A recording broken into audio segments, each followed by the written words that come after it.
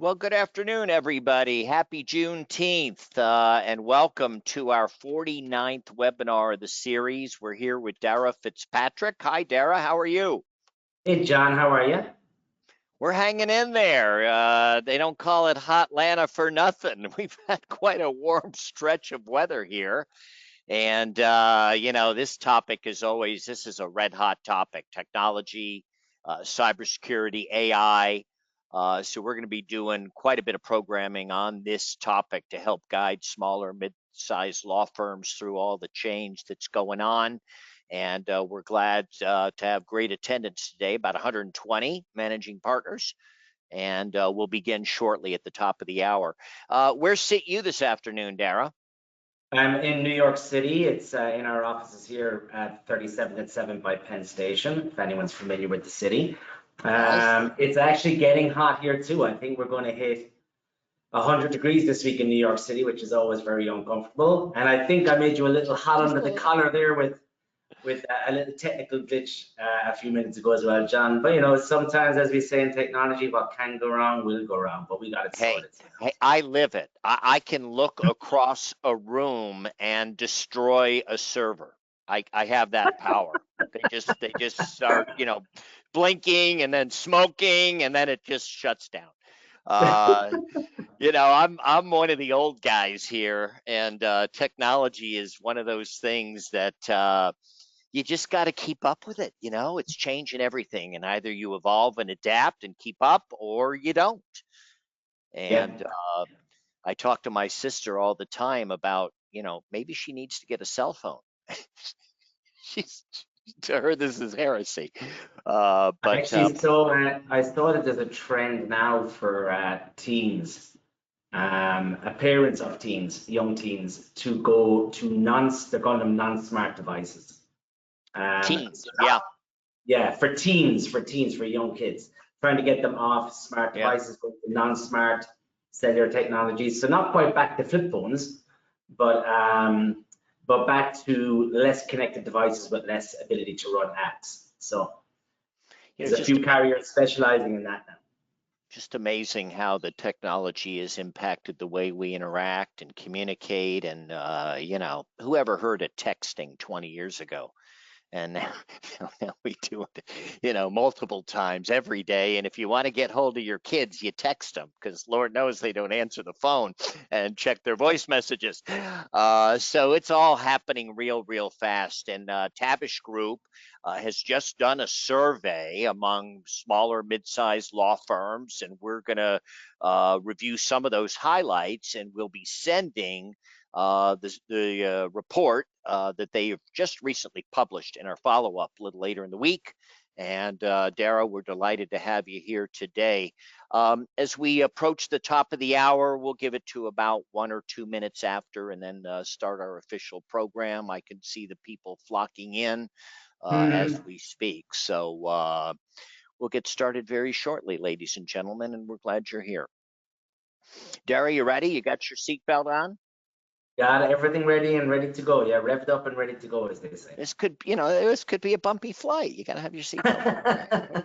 We're going to suspend in-cabin service. I hate when they do that, right? It's like, it's not bumpy. I want my beer. I'm on my way home from a long day. Right, exactly. So let's go ahead and jump in, everybody, and welcome to the MPF webinar series. We call it the Law Firm of the Future, and this is our 49th iteration. And we're glad to have you all here. My colleague, my partner in crime, as I like to call him, Uri Gutfreund, has COVID. I forgot that was going on, but he reported late last night that he's come down with it. And so it's just going to be myself as your host today, and I run the Managing Partner Forum. We're trying to provide that community for law firm leaders to help them in a ever-changing world, and we do a little bit of consulting on the side. Our guest speaker today is Darragh Fitzpatrick, and Darragh, God, you're a veteran at this point in terms of your participation in Managing Partner programs, so welcome. Thanks, John. Always a pleasure. Love the community that you've put together with Managing Partner Forum. Always love going to the events, meeting everybody, learning about the industry, bringing some knowledge from our perspective through the law firms that we work with throughout the country. Well, and we love your participation. I thought we just had a great event in Atlanta. 120 managing partners from around the country, Canada, more and more Canadians showing up. And we did a whole afternoon workshop on technology, AI, cybersecurity specifically. Darragh and Morris were there and talked to us about cyber security and the issues around that. And also Tony DeSimone talk to us about AI. So technology is a hot topic. And Darragh, before we get started, just tell us very briefly a little bit about this survey you just completed. So we've been doing, this is the third iteration of the survey. The first time we actually did it was in 2020. And of course, we were about to release it when the world changed. Took a break from itself, and we've done it the previous 2 years. It's building every year more and more responses. I think this iteration for the end of 2023 into 2024, I believe we got 124 law firm leaders responded across the US, and we can go through the demographics. I know we have it in one of the slides. Yeah, this third year out, and is it the same questions you're asking every year, Darragh, or do you kind of evolve the questions? Yeah, the questions evolve. They have remained around the 3 key topics of strategic planning, cybersecurity, and cloud, because each time we talk to a small subsection of people that take the survey, and just in law firms in general, they are the key IT topics that people want to hear about. This year we added a 4th, emerging technologies, which was focused on AI. Yep, and we'll dig in here shortly. And we are delighted to partner with you guys and generate participation. And I would think many of the folks on today's call did in fact participate in the survey. Perhaps have already received a copy of it, and we will be sending this out as part of our follow-up, the complete survey. Before we jump in, a few shameless plugs. Our webinar series, normally we hold these on the 3rd Wednesday of the month. It is the Juneteenth holiday tomorrow, so in recognition of that holiday, we decided to scoot up a day and are presenting this on the Tuesday afternoon. And but normally we're trying to really stick to that 3rd Wednesday of the month, 2 o'clock. We present a live program, and they're all archived on our website, on-demand recordings and such. Our next big event, in-person event, is all about women and empowering women in law firm leadership. Our faculty, all women. Our target audience, women in law firm leadership. We did this program last year in Chicago. It was a rousing success. So we're doing it again and partnering with Elise Holtzman. And we just announced our co-chairs. And so stay tuned if you're interested in participating in that program in Chicago, October 8, 9 of this year. We crank out a newsletter. And if you come to one of our live programs, you enter to a listserv, which is chatty at times. And right now they're talking about credit card charges and, do you take credit cards and pass that through? We also do Zoom calls, and I've got a lot of stuff on our website. Today's topic, as Darragh suggests, drew about 120 managing partners, law firm leaders. We're going to be talking about technology, the latest developments, the latest trends. We want to keep you ahead of the pack, ahead of your competitors. This is a great opportunity, I think, for smaller, mid-sized law firms who are willing to lean into this, evolve, adapt, and get ahead of your competitors. Don't wait for it to pass you by. And then question, why weren't we on top of this 3 or 4 years ago? Now is the time to get on top of it, and we're trying to get you there. As always, we'll do some surveys, we'll do some live polling today, and we'll follow up with a link to on-demand recordings, handout materials, and very importantly, I sound like a broken record on the feedback, and we mean it. We want to hear from you. What you like, what you don't like, topics for the future. Give us your feedback. And what people are telling us so far, this is our 49th, they love the banter, they love the data. So we're going to bring it on. Darragh and I are going to go back and forth. Normally we have 4 or 5 people on the call, so there's lots of movement, lots of energy. So Darragh, we're going to jump back and forth a little bit as we go through our time together. I'll pepper you with some questions, maybe some things you weren't expecting as you present some of the highlights of your surveys. So when you all registered, we're in the habit of asking some questions. And here we presented from this list, what's your top IT priority in 2024? Here's what you told us. Darragh, are you surprised by these IT priorities our crowd has Not today? really. We'll see later that cybersecurity is more or less the same. We were at 31%, but was the top priority. Now, what is the change here is how much AI is growing as a priority. When we surveyed, it was low at 11%. Here it's 36. I mean, that just shows and speaks to the chatter and the buzz that is happening and is constantly happening, only getting bigger in the law firm industry. So the interest in AI is really surging. We're seeing it here, and it's interesting how that contrasts with the data you collected just a few short months ago. yeah, that is a where big AI jump. wasn't nearly as much on the radar screen as it is today. Yeah, definitely. What about these other things? The cloud enhancements, mobility. Look at mobility and the accessibility for remote work. That seems to have fallen off our our list of priorities. Yeah, That's right. yeah, you know what, we saw the same thing. It was down to 11% in our survey. And I think what it really means, and we'll speak a little bit more to cloud later, is the grasping of how beneficial cloud is and the barriers that people had in making that leap has changed. We actually saw that change occur drastically throughout the pandemic in terms of the solutions we were delivering, especially coming 22 into 23. So I think people feel like they have a better handle on it than they had before. I think that's what it points to. I Yeah. also think that there's a subsection of firms that have just said, we're just going to do what we're doing and we're not going to change. And you know, that they'll take care of the mobility issue as they move forward. Interesting. So there you go, folks. AI, cyber, on everybody's minds here. Another question we ask it in your survey, is how do you get your IT done at your law firm? Are you in-house? Are you outsourced? Is it a blend? Hey, a pretty even split here among our 3 choices, Darragh. What do you think most mid-sized, smaller firms how they should be approaching this? The blended approach or build it in-house department? So I think the trend here is more or less the same as we saw in our survey, except the biggest differential is in-house, the group that responded here, there's 7% more people mostly in-house.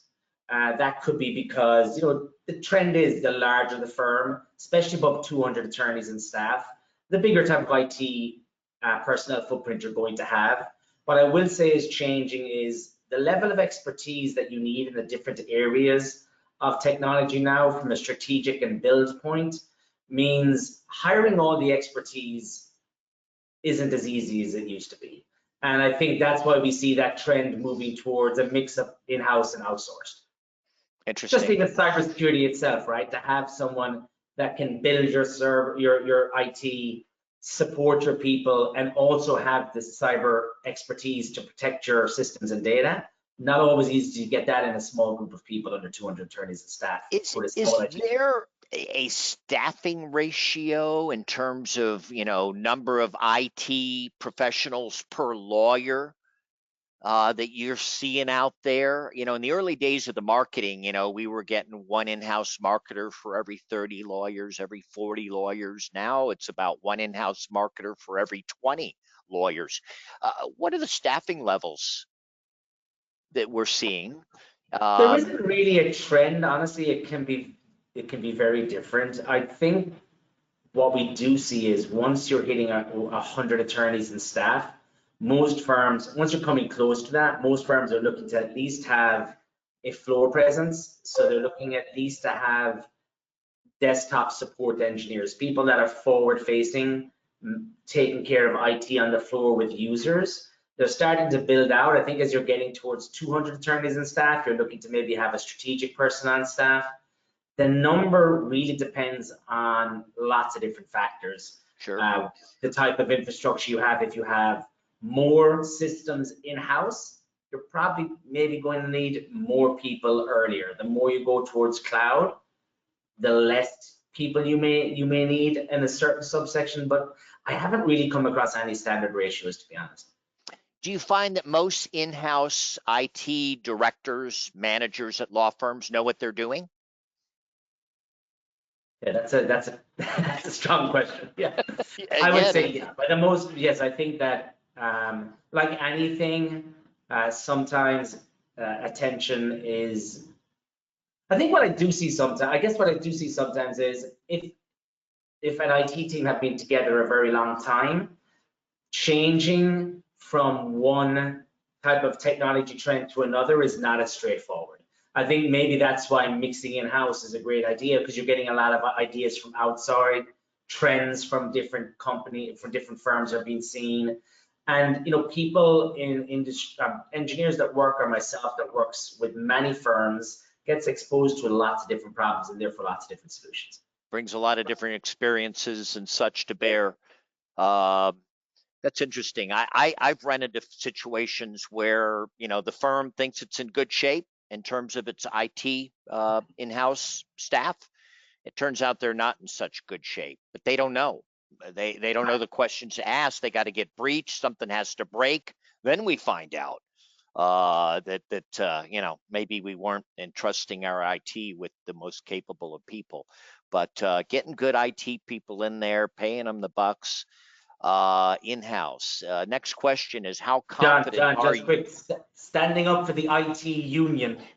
I'm going to say that I'm going to bash the IT union every chance I get, Darragh. Finding out that you might not have the right people in the right places is not just an IT issue in a firm, I'm sure, but That's true. That's true. We talk about the ounce of prevention versus the pound of cure. And IT is one of those areas where the ounce of prevention usually is a much better alternative than waiting for things to break and then trying to come in and fix it, and so often we wait for things to break before we take our car into the shop or go see the doctor or whatever it is we need to do to maintain a good, healthy automobile or just good health. So we asked third question: when you registered as a firm leader, are you confident in your firm's IT capabilities in this world of growing cyber threats? And solid, yeah, 40% of say, yeah, I'm fully confident. 49% say we're in pretty good shape. Darragh, are people feeling falsely confident, you think?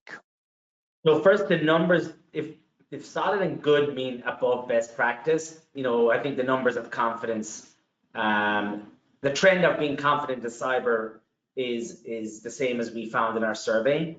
I think what I would like to understand is, like you're asking, where are people basing their opinion on? Is it because they have not been breached? That's not the greatest measurement, to be honest. Right? My car hasn't broken down yet. I'm good. Right. It's not an exact science, right? It's not just because the issue is not occurring does not mean that all the right pieces are in place. I think if good security means I feel confident, but I've not had ratification, and solid security means I feel confident because I have had ratification, then I would think that that 49% should be looking to get a third-party assessment of some sort, or gets not even a third-party information about what has been done, what risks are need to be mitigated, and how we're doing that. I think I always tell people, you're running a law firm, you're making decisions based on risk all the time. So cyber is just another risk assessment.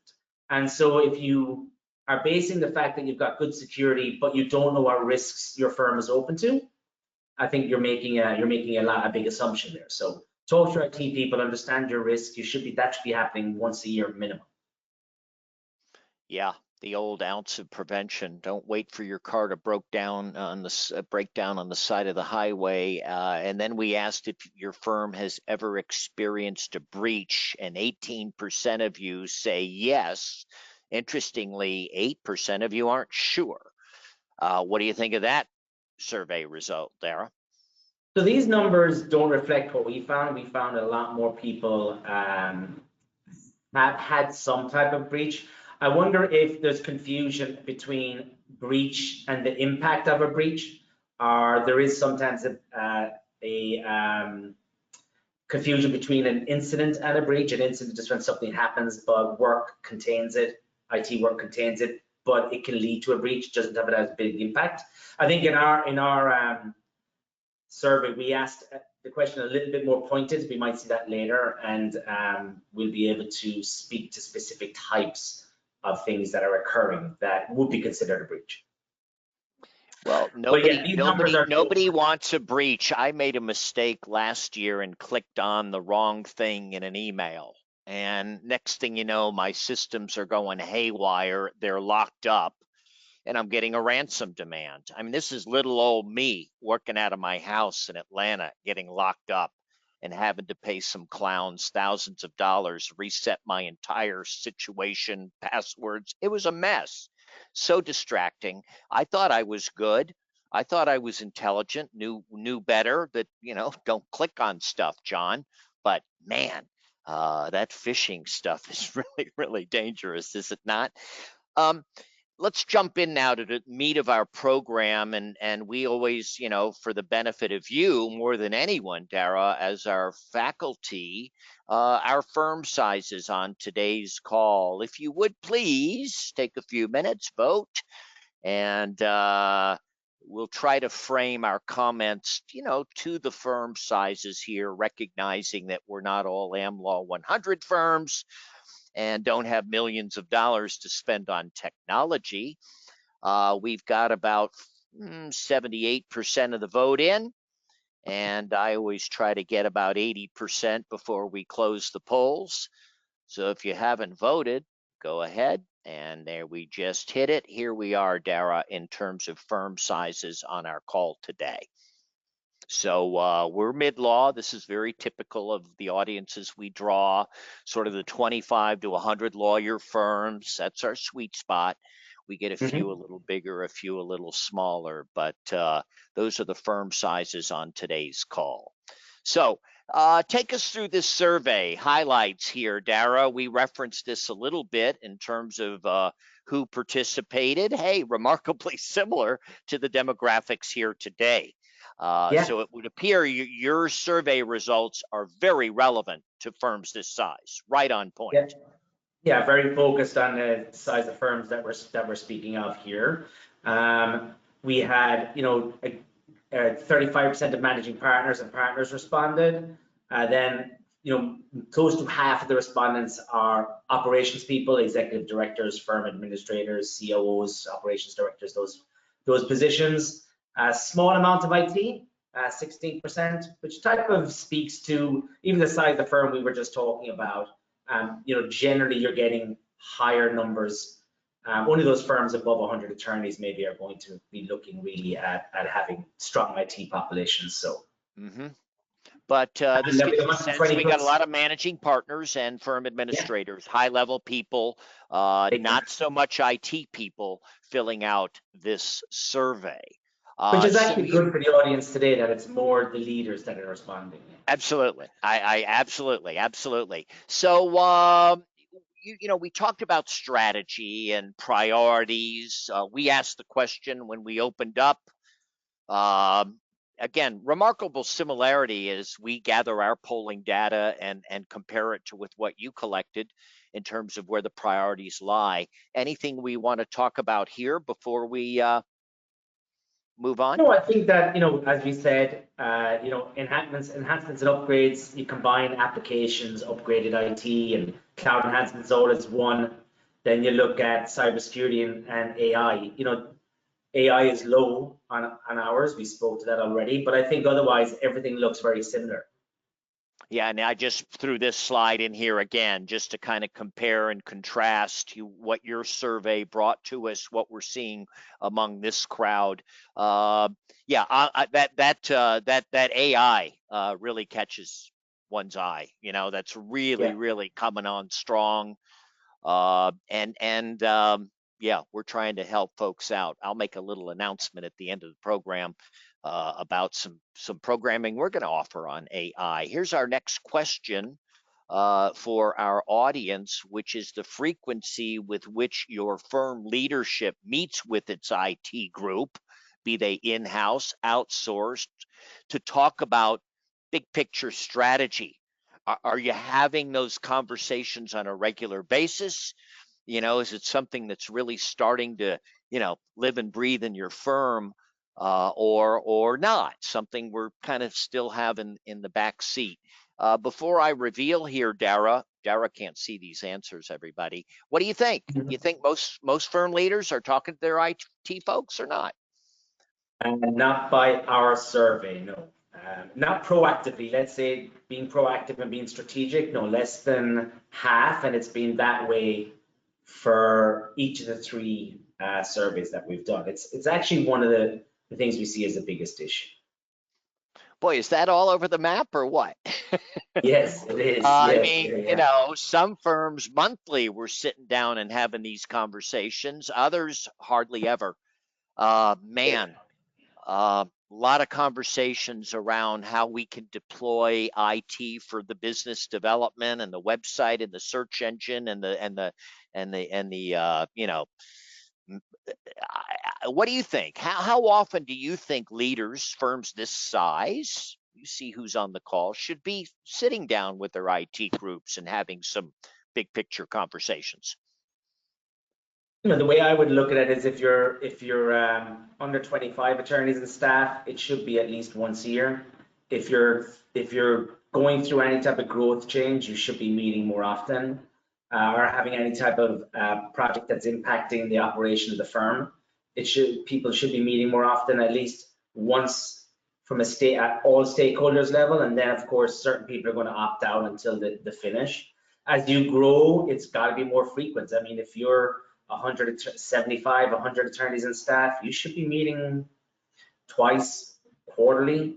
And the reason that this is a big concern for us, and even these numbers that you just pulled are a little better, right? They're a little better than what we saw, but 45% of firms, meeting once or maybe not even once a year is it's not going to help your firm select the right solutions. It's not going to help your IT people be focused on what your priorities are. So if your priorities are AI and your priorities are cyber, which is what was stated, if you're not meeting with your team, you're not going to direct them in the right way. You're not going to ask them for the right things, and they're just going to go back to focusing on the day-to-day.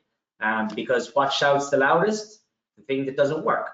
That I have to focus on, and if no one's telling me I need to be strategic as an IT team, I'm not going to be, right? The message is just keep the wheels turning, and you're doing a great job.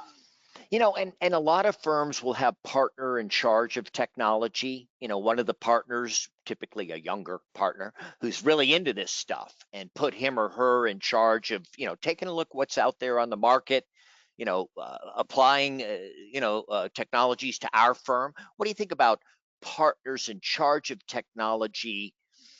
How should a managing partner identify, do we set up a committee, a task force, put a partner in charge? Any recommendations there? Look, obviously someone that likes technologies that help because they're going to have an interest. But remember, IT is not about, I mean, I know this is maybe a silly thing to say the way I'm putting it, but IT is not about technology itself. It's not about using the greatest and best technology. It's about solving problems and building an operations support structure using the right solutions to allow the firm to scale and grow in the manner it wants to, or move into the right markets, or protect itself, right? One of the things I see here when we're talking about strategic planning is we're saying 71% of firms at least partially outsource their IT. Okay, so you've got two pieces to your IT, internal or external. Cybersecurity is the top priority. Security is not driving investment. That was something that we found. Day-to-day operations were, and nobody's speaking to their IT team except when there's times when there's issues. So basically what you're doing is you're misaligning the goals of the IT team. You're telling them, if the wheels are turning, I'm happy. If you're not telling me there's a cyber security risk, I'm accepting there isn't, which means, which type of might align to everyone's confidence in cybersecurity, because they're just taking things for granted. And then when things go wrong, it's a big storm in a teacup, because why isn't this occurring when something should have been upgraded, or we were supposed to do this, and why didn't this happen? And all the retroactive discussions occur. But you want to be proactive in this area. I know it may seem like IT is not that important, but just like anything, IT is extremely important, just not recognized as so. Until it is, until there's a problem. Yeah, it's not important until it is, right? Yeah, and then it's exactly. a disaster. It's And really important. Yeah. Partnership committees are a good thing, John. I don't think the managing partner needs to be sitting in quarterly meetings with the IT team and the operational team, but there should be, partnership representative, so that someone's reporting back to the partner, all the partners at the partner meetings. IT definitely should be involved in it. If there's an annual retreat, the person that leads your IT, be it outsourced or insourced, should be represented, presenting on what is being planned for the next year, listening to what is happening at the firm, so therefore can represent and understand what should be focused on for the next year, and then allocate resources accordingly. And this is why, if you have someone that is just in your firm focusing on the day-to-day, you need to have this strategic person around them, which I do think that's why more firms are going to outsource and insource, so you can have a mix of both. Yeah, the blend makes sense for the reasons we've already talked about. You got somebody in-house captive focused just on your concerns, and yet you have the resources of someone who's seen a lot of law firms, a lot of situations, knows the software, what works, what doesn't, all those good things. If you were to pick a couple of resources for managing partners, there's a couple of conferences out there for lawyers interested in technology. The ABA Tech Show, we've got ILTA. What conferences would you recommend to a lawyer that wants to know more about technology and how it integrates to the practice of law? Well, I mean, you named really the two key ones, ILTA and ABA. Legal Tech New York is another. Really, what I think those conferences are is an exercise in understanding the types of solutions that are out there. I do feel like a lot of the time your operational staff and your IT staff are attending those events. Partners that have an interest and a representation of an IT committee tend to also. I honestly think what would be more important and best time spent is if you do have an IT team internally, that you're allowing them the ability to attend one of these conferences, and that then you're meeting with them prior and you're meeting with them after, and therefore you're setting directions about where the firm is going. They're actually going out there, meeting, learning, coming back, and then seeing what's applicable to move forward. I think that would maybe be the best way. Partners that want to do so will do so, but ensuring that your IT people are availing of those resources is really important. My observation, I've been to the ABA Tech Show a few times in Chicago, and it attracts a lot of small firms, a lot of solos, a lot of lawyers kind of into the technology and such, small firms. ILTA, as I observe it, tends to attract the in-house IT professionals at larger law firms. You don't see as many lawyers at ILTA as you do at ABA Tech Show, for example. Yeah, that's definitely true. And I think that it will be a little bit of a mix for legal tech. Again, it would be more IT and operational staff than it would be attorneys, but you don't really see that many attorneys definitely at ILTA. Technology, it's oh boy, it's crazy. You want we're just going to kind of segue into a little chat around cybersecurity and just reinforcing when you're registered, most of you think we're in pretty good shape. 89% of you think we're in pretty good shape. Darragh, here's some of your data. Talk to us. So this is a growing trend, like we said. You know, you showed that most people are confident. We see that most people are confident, both leaders, operational leaders, and managing partners, and it's been growing each year. So last year, that this number was at 73% average. So now we're constantly seeing that. I think again we talked about where's the confidence coming from. The I'm administrators seem really to be a little happy. more confident than the managing partners. Am I reading this right? This Yeah, slide? and I think which isn't necessarily a bad thing, right? Because they're closer to what's going on a daily basis. Again, but if they're not meeting regularly with their IT team, right, which is when we're talking How would about they know? leadership, how would they know, right? This is Right? the How would big they know? disconnect. Is really where is the confidence coming from?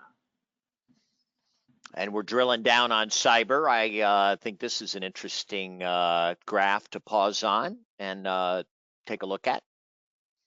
Yeah, so I mean, look, what we're seeing here for sure is that the same type of risks are still what most people are concerned about. That's phishing, business email compromise, people not being trained correctly, so end user error, making bad decisions, social engineering emails. We've seen all these happen constantly. I mean, this year has just been at extraordinary levels for business email compromise, off the charts. A big one, something that's changed and gotten bigger is data privacy breach. I think and that's the nature of what's happening with ransomware attacks. Before it was really, I'm going to encrypt your data and your systems, and you'll either pay me or you'll restore and not pay. Now the process has gotten to where, unfortunately, you may restore your systems, and then the cyber criminal is going to say, okay, you restored your systems, you're operational, but we took this very specific piece of data, and we're going to release it if you don't pay this other fee. And that's probably happened more and more. So therefore, I feel like as we've surveyed, data privacy and data exfiltration, as we call it, has become a bigger concern. If we look over on the right side of the slide, we can see the different types of breaches that people have actually experienced. So we see phishing attacks, and this is where we got a little bit more pointed in our question, John. We got phishing attacks that 50% of people have experienced. The impact. 50% have clicked on a bad link in an email. That's what we're talking about here, right? Yeah, and have had some type of impacts because of that. Generally, the impact is a man-in-the-middle attack between an email conversation. The good thing is that only half of them are leading to payment fraud. Payment fraud is way up. You know, cyber criminals care about one thing, and that's getting paid. Like every criminal, they just want to earn dollars. They don't care who you and are. not get thrown in jail. Exactly. Well, that's the deal the too. thing they care about. Yeah, that's a big part of the deal. Yeah. So we're seeing a lot more people here saying they've experienced some type of breach, and that actually matches with the real world reality that you see on what's happening in the world and in other firms, not just in the legal world, by the way, not just at law firms. Yeah, and look at that. 23% have sent money to Korea or something. Wow. I hear clients talk about that. You know, one of my partners sent $28,000 to, North Korea, and geez, but this is unbelievable. You would think attorneys know better than to click on an email. Darragh, give me a quick and dirty way to try to get my lawyers and staff to be a little more responsible on what they click on. You need to be doing automated user training. Look, there's one common thing that occurs in every breach, and that's you and me, John. It's us, right? People sitting at a keyboard. Yeah. And anyone that's tapping a keyboard needs to be trained. And there's two ways of doing this. There's automated training, which is just test emails, sent to people randomly at different times, which gives them immediate training, on-screen training when they make an incorrect choice. But also you need to be getting reporting on your training also from your IT team to say, look, Darragh continually makes the incorrect choice when tested. He needs to do live training. So we release reports every Darragh's quarter. incorrigible. Yeah, exactly. Darragh. Darragh is not learning. And we need to send that person to live quarterly training. So we release quarterly reports, then 3 weeks later we do a live training. We generally have anywhere from 50 to 100 people on that live training from different firms. And that's imperative because it's rinse and repeat. The same way it's rinse and repeat for the people sending the phishing emails. Yeah. I sent out 10,000 emails, I got X amount of results. Yeah, it's a numbers game. We have to do the same thing. We have to continually educate. And that's also why you need to continually understand your risk. Like, we've come across new risks that aren't even up here this year. One's called malvertising, and another is 2FA. 2FA, multi-factor authentication breaches. They're getting much higher now.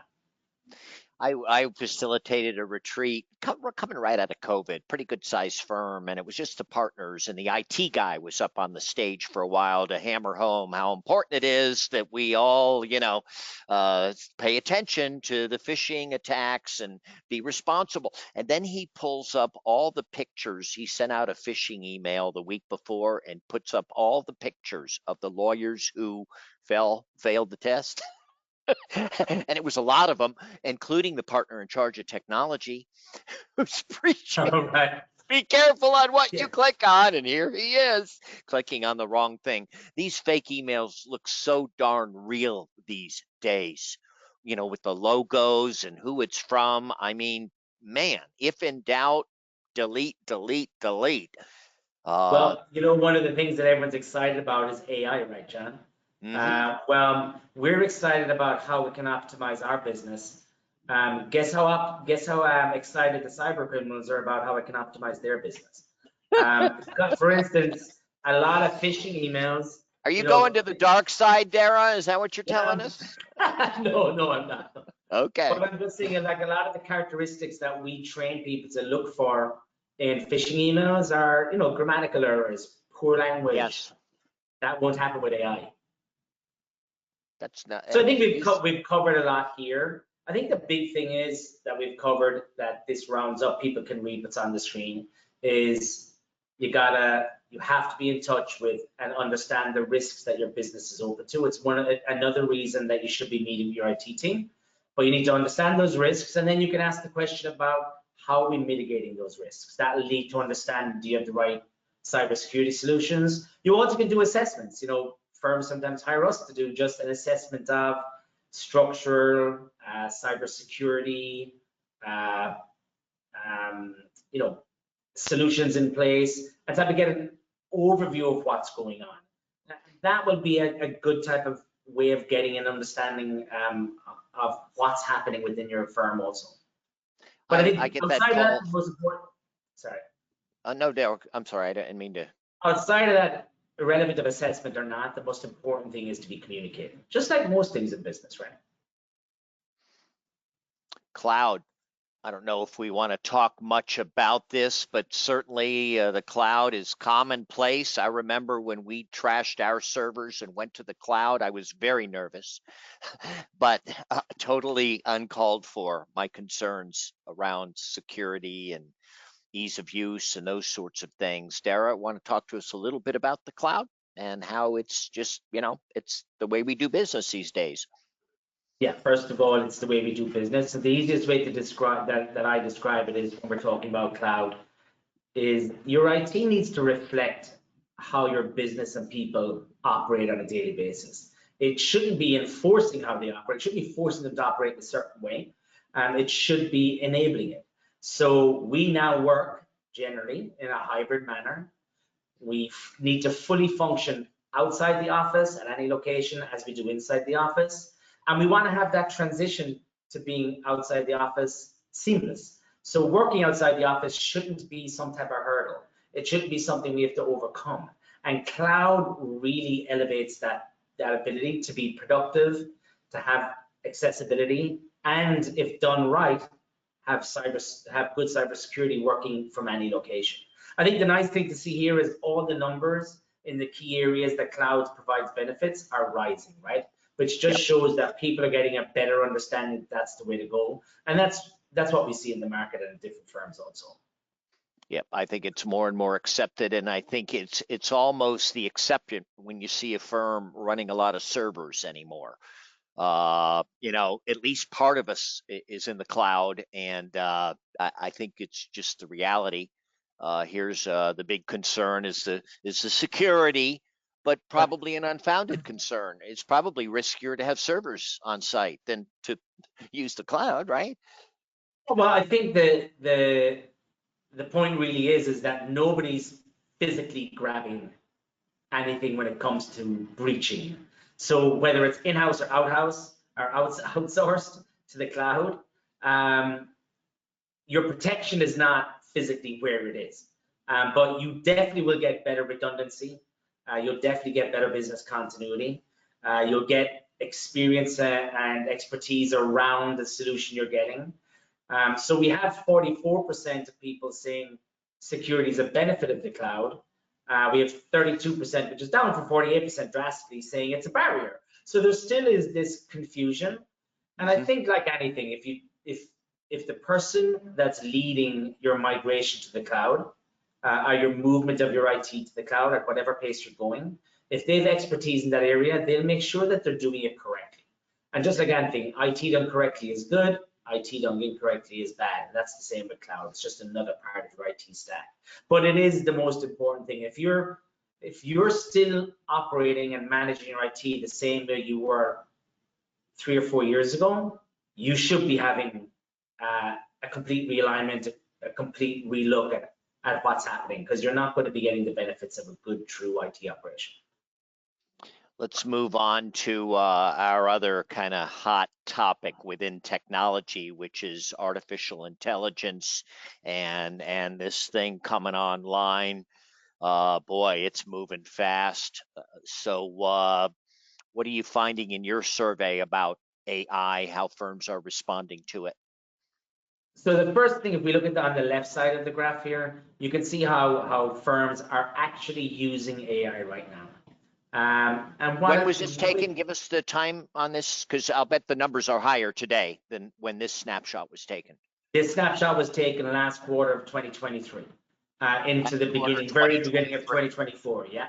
And so if we ask the same question today, I mean, we'd see significant more employment of AI, yeah, you think?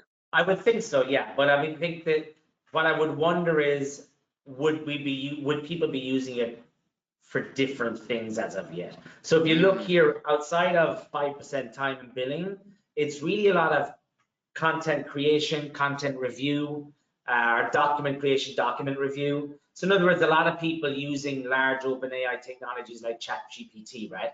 Or Copilot now is becoming the same type of reference. But I think it's a lot of ChatGPT work.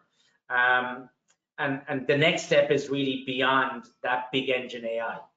So how are we going to use very particular types of AI within very specific applications to have a real large effect on workflows in our business?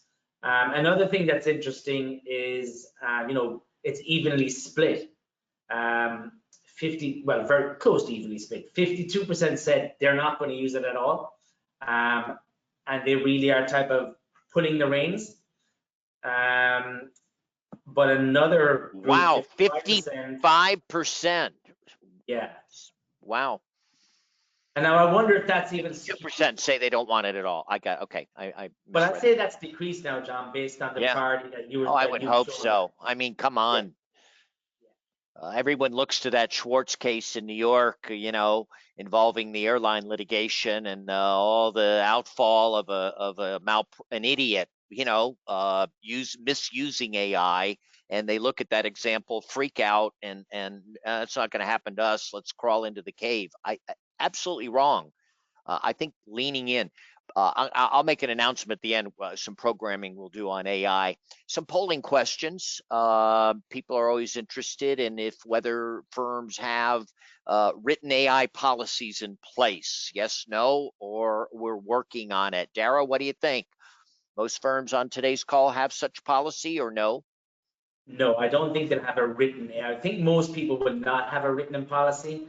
Maybe it's going to lean towards, work in progress or no. I will say that I liked the way you stated about how firms should engage with AI, John, by saying leaning in. In other words, you don't have to be the firm that's leveraging it in multifaceted ways in your business, but you should have someone responsible for looking into it. Right, that's type of falling where I thought, I'm surprised actually that as many people are saying they have a written AI policy as they do. That's really good. But most people are saying no, we're work in progress. When we talked about, we had the AI workshop at our conference there, and Tony led us and talking about a policy, and the joke was, well, you get your policy on Chat GPT. Just query it wisely. Give me a law firm AI policy for a mid-sized firm in Connecticut. And you get a nice, in 500 words or less, you get a nice starting point.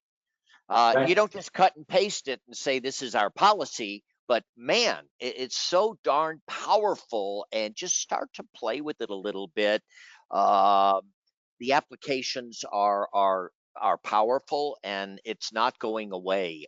We just read the announcement of Apple and Chat GPT, and Siri's going to change. We got Google, we've got Apple, Thomson Reuters, LexisNexis, they're all in here.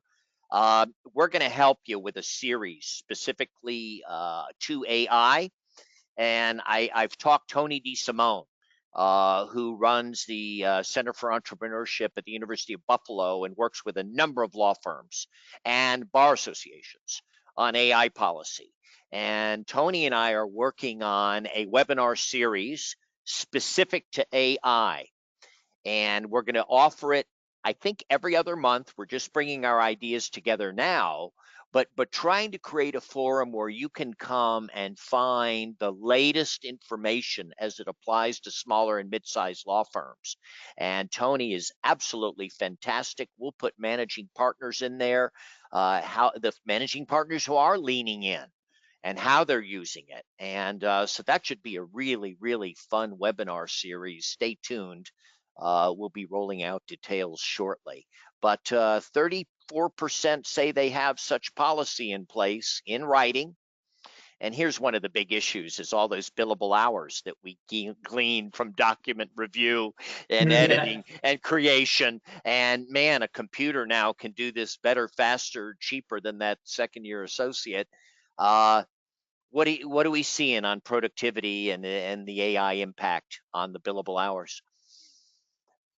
So a couple of things quick. So what I loved about Tony DeSimone's presentation at Atlanta, John, was so very actionable. You walked into that room, you came out, you learned 10 things that you could do in ChatGPT. That was awesome. It was awesome. I can't tell you the reception that night. There was a buzz around his presentation and how practical it was.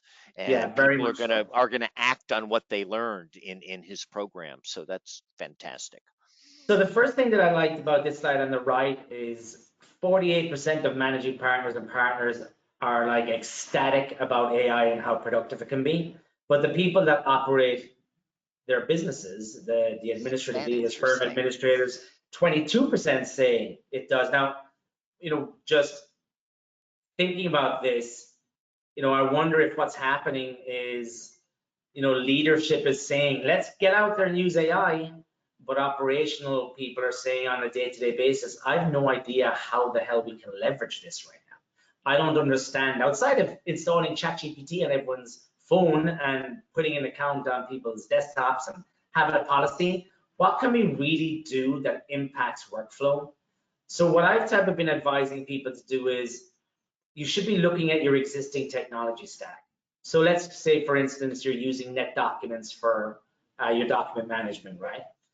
What are NetDocuments doing from an AI standpoint that will really impact how you use their application? Because that's going to immediately hit and improve different workflows that you're doing. What's your time and billing system?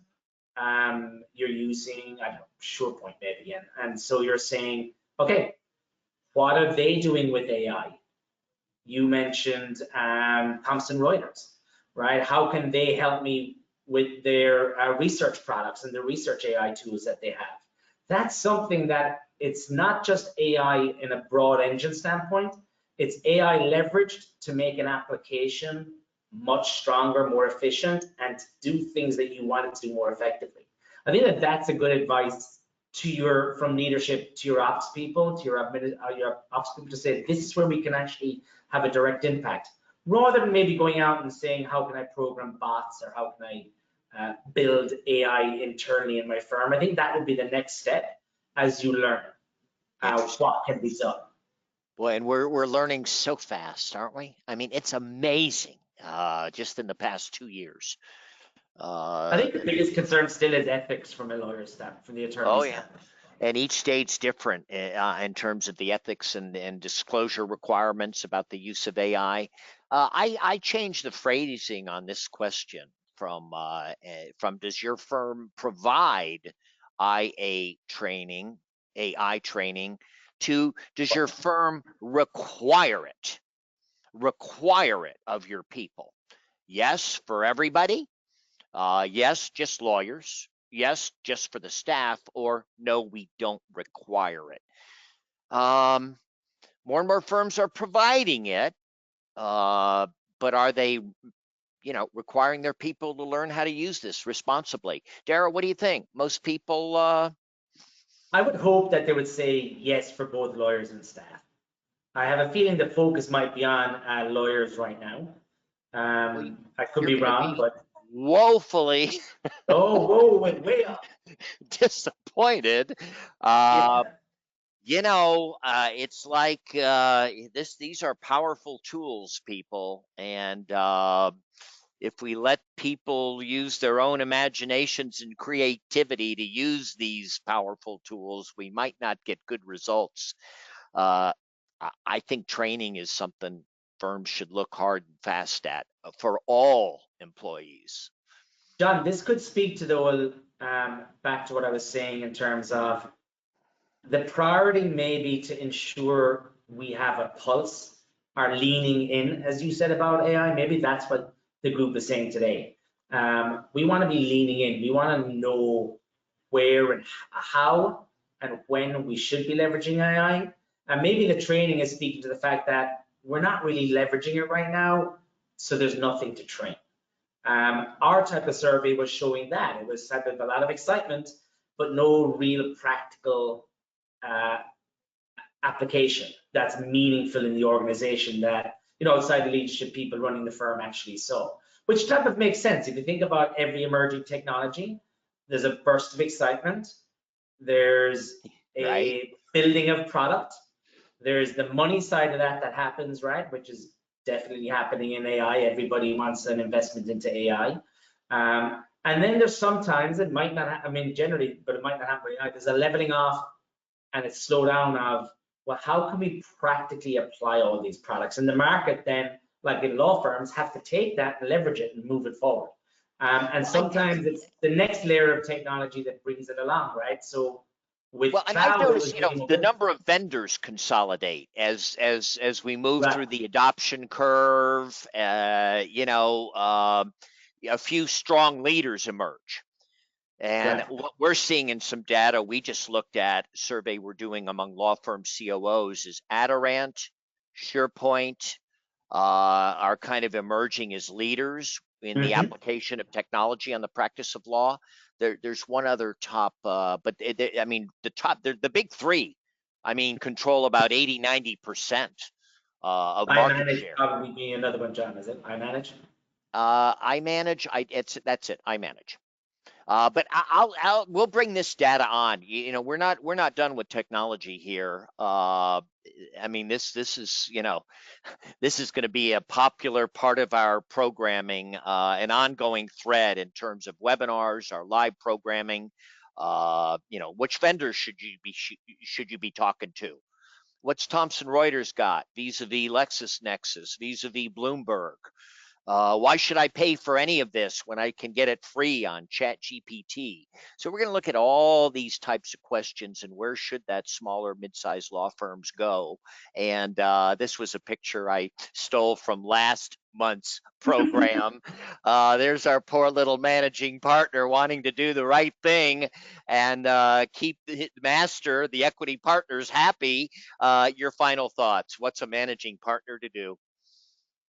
So look, the great thing is priority is on cybersecurity and emerging technology like AI. That's great. I think the key thing to know with regards to our confidence, there is no product that fixes cyber because the problem is constantly changing. Understanding risk.